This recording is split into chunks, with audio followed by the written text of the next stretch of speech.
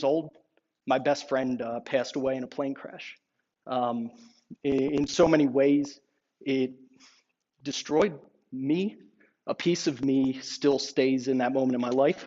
I think that many of us experience those sorts of broken pieces, right, of life. That's something that we share in common. I think that that's why sharing our stories is so important. When Doug passed away, I really struggled sleeping. I had a recurring nightmare that I was in the plane with him every night, and I slept for like an hour a night. Um, I couldn't stop the accident from happening, and I would wake up and I couldn't go back to bed. I struggled in school a lot. I went from being a social kid, good student, good athlete, to more of an outcast, bad student, couldn't really focus. Three big reasons. One, when you're best friends with someone from the time that you're 3 until you're 15, school is a huge part of your life, right? The one thing that nobody really figured out until much later when I was out of school, I was constantly reminded of Doug when I was in school, right? Um, that's one of the reasons that I became so dedicated to trauma-informed education. I got a master's in educational leadership later on, certainly not when I was in high school. The second thing is that without sleep, it's really tough to focus in school.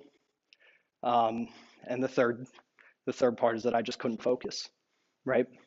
That went on for about a year until someone like Alan, I had a coach reach out to me, a little league coach who, his name was Coach Felix, and he knew that I was struggling. We had been close for a long time, and he was also a wrestling coach at the high school that I went to. And he said, you don't have to come, but if you want to, we work out at 5 a.m. before school.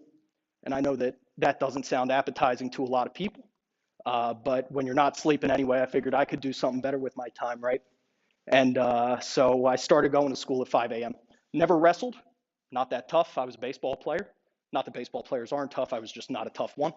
Uh, but what resilience looks like to me is more of a metaphor of what I experienced over the course of the next 2 years. So after a year of struggling, someone reached out and extended me this opportunity to engage in a process of growth. When I first got into the gym, I was out of shape, a little bit overweight. They didn't start, oh, I was like, what is that noise? They didn't start me with 400 pounds on my back. I eventually got there in squatting, but that's not where we started. We actually didn't start with weight at all. We started with form. And one thing that I think is very, very important to note is that there are people in this life metaphorically using weight as a metaphor for stress, because it is in essence, and that's how we build strength as we're lifting. To what Dr. Bree said, Dr. G, we need that stress to build resilience in healthy ways. But if we start with 400 pounds on our back, we are going to get hurt. We need to manage and dose stress over time to build that strength, right? I started without weight, and they started with form. They taught me the skills to lift in a healthy way so that I didn't get hurt, right? And the other important note is from the very beginning, I walked into an environment that was modeling what good weightlifting looked like. The coaches weren't just telling me what to do, right? Like Coach Griffin was just saying, he is out there with his athletes all the time. And I had coaches that were competitively lifting and were not just there at 5 a.m. to yell at kids or to tell kids what to do. They were there at 5 a.m. to improve themselves. They were modeling the model as I was getting stronger myself.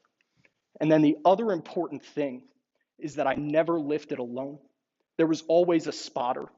The importance of those relationships and having that support so that if I fell, and I most certainly did at times, I was able to push myself and I was able to get up without getting hurt, right? Those are the key ingredients in many, many ways to building resilience over time.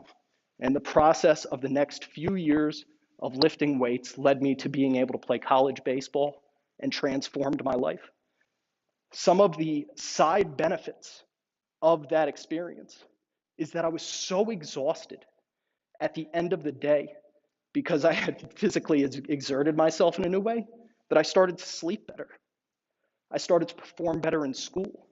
The social connectedness that I found started to help me feel more connected, and that spread out in various ways in my life. And to me, that is what resilience means. Again, we all have different stories, and I think that it is important to share those because it lands with people and it helps to express why we are here, right? On the policy front, policy should be shaped and informed by good practice, right? It shouldn't just be a top-down decision. Here's what we think should happen, and then everybody gets enacted with it. In a perfect world, in the world that we are looking toward, it is informed by community members who deal with the policy implications, and we create living systems in which people have the ability to talk, feedback, build relationships with offices, and help to inform policy development as time moves on. We certainly don't have a perfect system, but we can improve the system over time, and we need involvement to be able to do so. And that's what CTIP does. So I have the pleasure of serving as the executive director for the Campaign for Trauma-Informed Policy and Practice with an amazing team.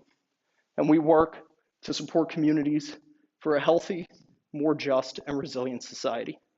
Our work is grounded in NEAR, which stands for Neuroscience, Epigenetics, ACEs, and Resilience Sciences, not the complete body of work that guides our policy recommendations or the education that we do. But what is important is that we look at brain science, which we've heard a lot about. We look at epigenetics and how historical intergenerational transmission and histories impact our current states and where we're going in the future. Adverse childhood experiences, I'll get into the 4 realms of ACEs that we talk about, but understanding how early childhood experiences impact where we are today and how we progress across the lifespan, and then resilience, which we've heard a lot about so far and will continue to as time moves on. We know that trauma is preventable and recovery is possible. A lot of numbers up here. I'm just going to focus on the middle one because it was actually done in this state. Has anybody heard of the self-healing communities model? It's a report by the Robert Wood Johnson Foundation, highly suggestive, based on work of the Family Policy Council in Washington State, done from 1994 to 2011. As the ACE study, the original ACE study, was being published, Laura Porter, who ran the Family Policy Council, Krista Goldstein-Cole, who was involved, and many others, worked with 42 counties across the state of Washington to create what they called general community capacity. And in doing so, with an education around ACEs, they were able to drive down over the long haul of the investment rates of many problems. In Cowlitz County, they reduced youth suicide and suicide attempts by 98%. They reduced juvenile justice system involvement in youth violent crime. They reduced teen pregnancy. They were able to reduce all of these rates together, right? Many of the counties reduced rates of 5 or more rates at the same time simultaneously. And what that ultimately led to over the course of the investment was a return of 35x, right? So let's be very clear. They improved the lives of many people. But on the government side, they were also able to save taxpayer dollars. They were able to save money. It was proven to be a very strong social investment, which guides both sides. On the human side, and then on the economic side, there are benefits to this work. And if you've ever seen the film Resilience, we saw another Jamie Redford film yesterday. You would have heard some of the outcomes of that project. And one of them is that over the course of a decade, they saved the state of Washington $1.1 billion, more appropriately than saved. They avoided certain costs because in government, it always gets reinvested somewhere else. But they were able to avoid over $1 billion in cost over the course of a decade. And so we aren't just talking about handouts when we're talking about policy around trauma-informed care. around resilience-focused practices and prevention. We're talking about an investment in ourselves, in our communities, and in our futures. So at CTIP, we work to strategically shape policy and communications around the trauma-informed movement. We work to empower advocates because your voices are so important, your stories matter, and your relationships with your legislators are so critical to driving change, and we amplify community voice in so many ways. We work to build relationships, both with policymakers, other key stakeholders, as well as advocates, community members all across the country. Foster dialogue across everybody because, like I said earlier, there are common experiences, and having those sorts of conversations is so critical to continuing to build work. We seek strategic opportunities. I'll get into a few of them that we're currently working on right now to show how we are trying to leverage relationships with government and others to drive critical work into communities. Because like we saw with that self-healing communities work, the solutions aren't going to come from the top. My background, like I said earlier, is in community work. We need the healing work. We need resilience building to come from the grassroots. Policy has the opportunity to create conditions and support conditions within communities, but we need to support and build within communities instead of just taking a one-size-fits-all approach everywhere, because that isn't going to work. And we drive racial and social justice because you cannot do trauma-informed work without acknowledging the trauma of intergenerational experiences and racism and all of the isms, the otherisms that our society is built upon. So we have purpose that's informed by science, and we see a world in which society supports and promotes resilience and healing, one where prevention of trauma is a priority, where more people are trauma-informed, and in which all communities have the support systems so that all individuals, families, and communities have the opportunities and supports necessary to thrive. We've heard a lot about why being trauma-informed is so important throughout this conference. To me, I know at an individual level, it helped me with my healing. I felt a lot of shame about some of the things that I did as a result of my own experiences and the pain that I felt. And I know that when I learned about trauma-informed care, I had more compassion for myself.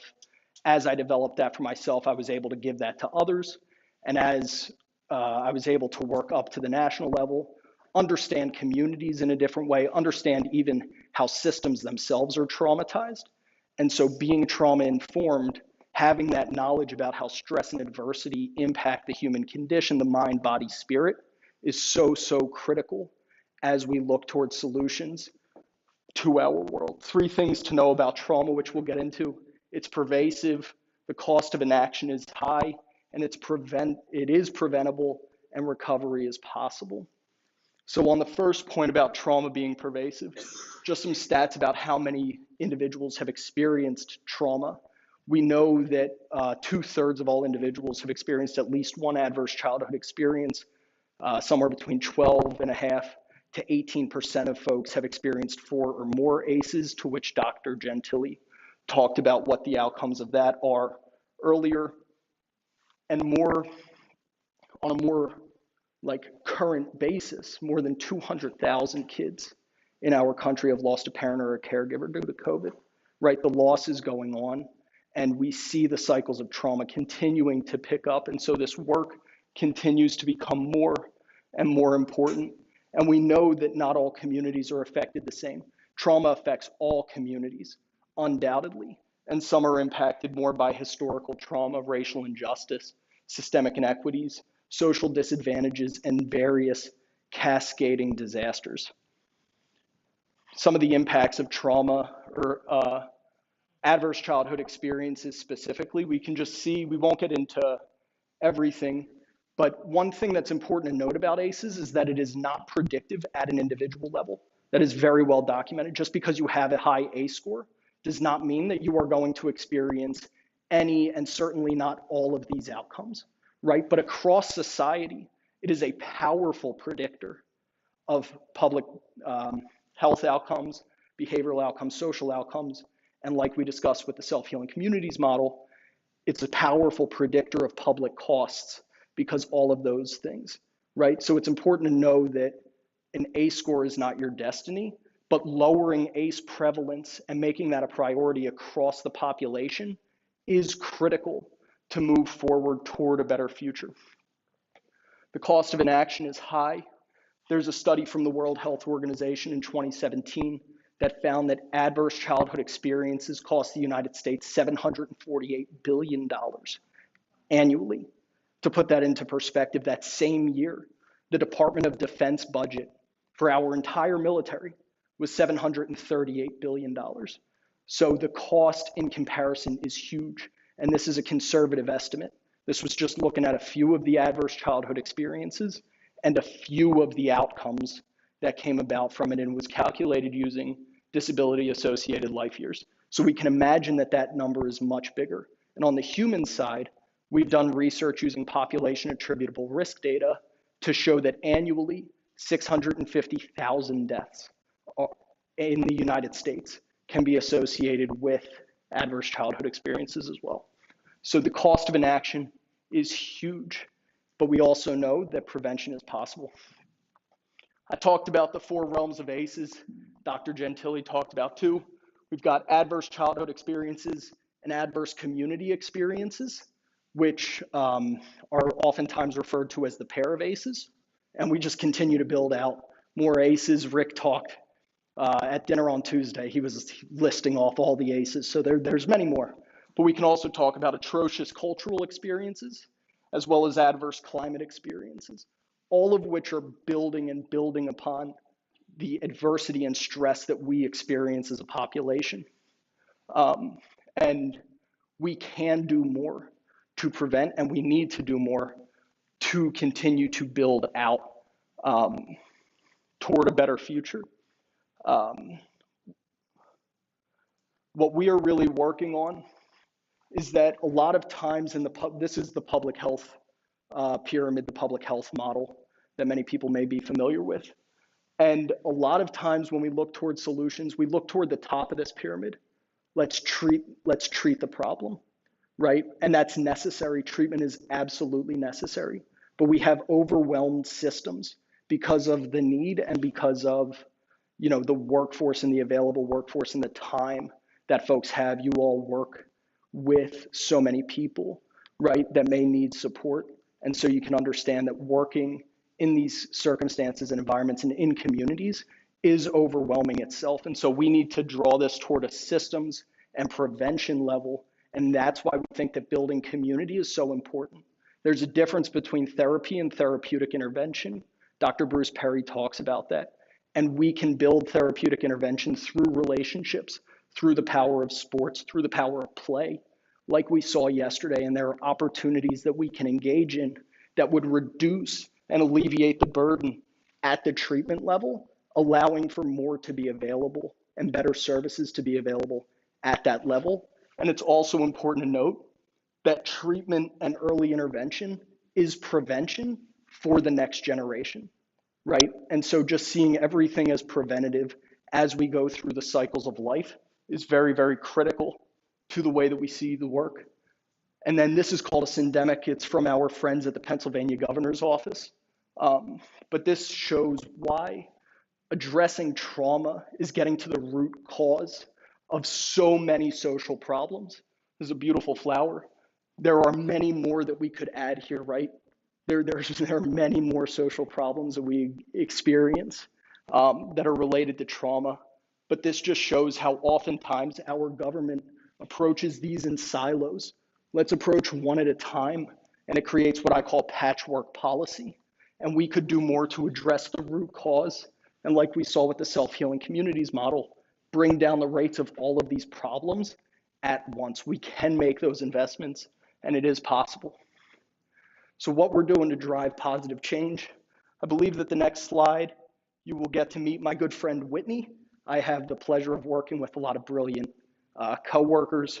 So I will take a pause. One of the things that we have available for folks is an advocacy series that's 9 parts that helps people understand trauma-informed advocacy, not just the policies and what trauma-informed policy looks like, but how do we approach advocacy through a trauma-informed lens and do that differently for any issue. And so to start, you'll get to meet her. Whitney's brilliant and wonderful, and she's going to talk for a bit about power and building momentum. So I'll stop talking. When it comes to power, we're talking about the capacity held either individually or collectively to influence either groups or individuals, including oneself.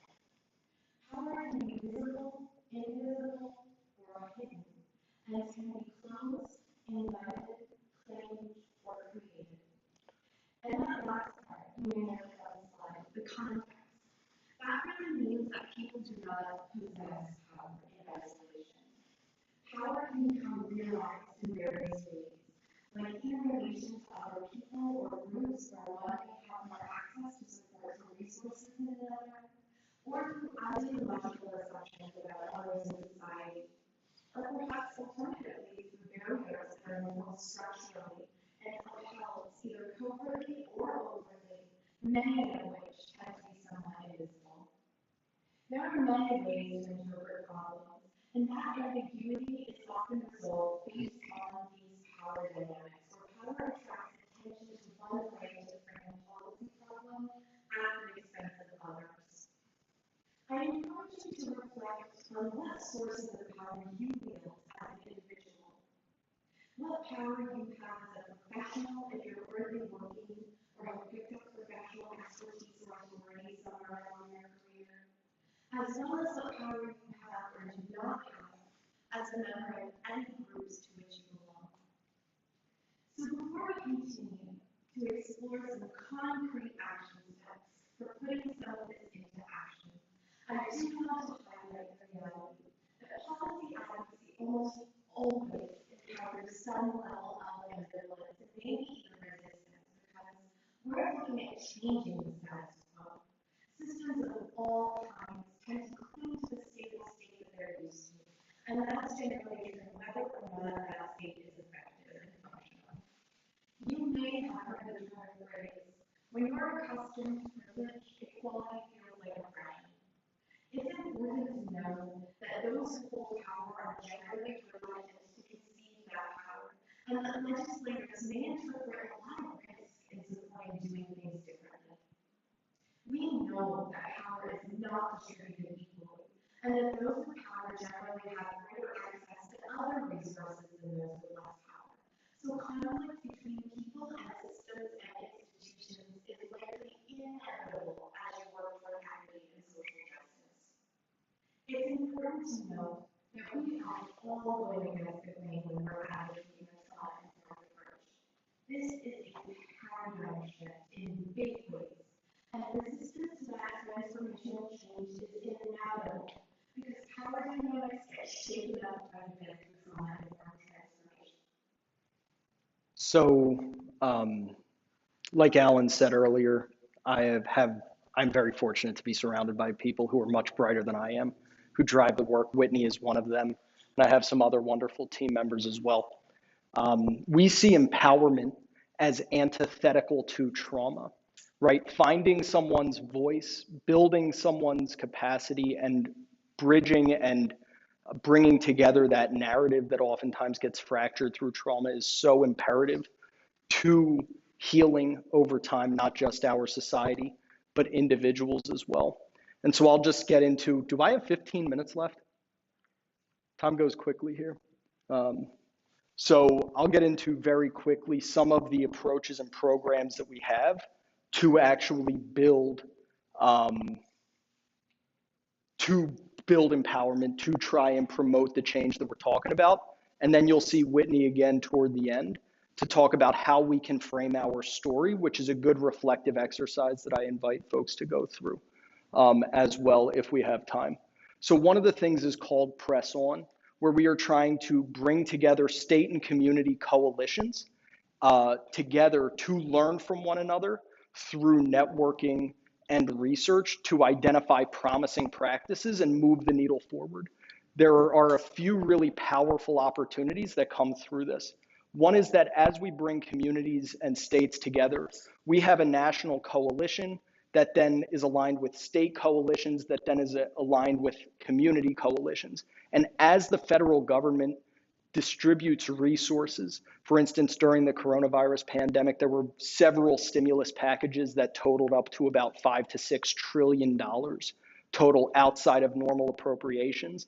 And a lot of that money got caught up in state bureaucracy deciding where that money should go to get to communities. And so if we can build an infrastructure through which resources can flow more sustainably, we can actually, hopefully, build something in which those sorts of resources can get to the places in communities that this work is happening.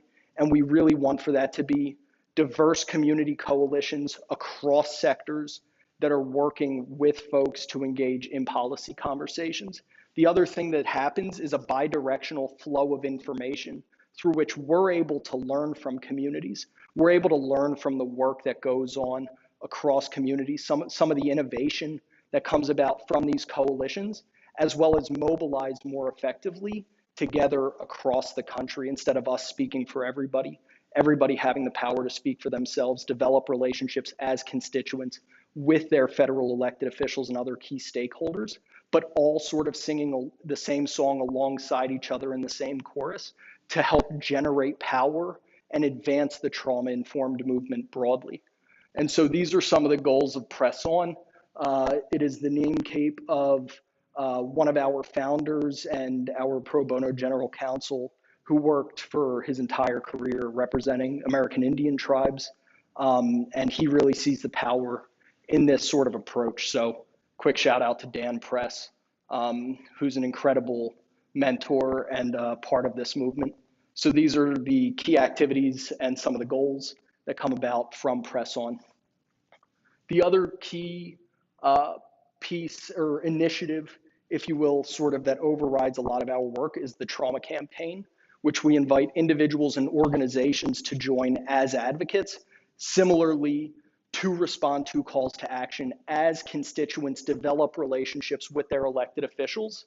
And as you can see, foment a nationwide grassroots effort to educate congressional offices on childhood trauma and engage them in preventing and responding to it.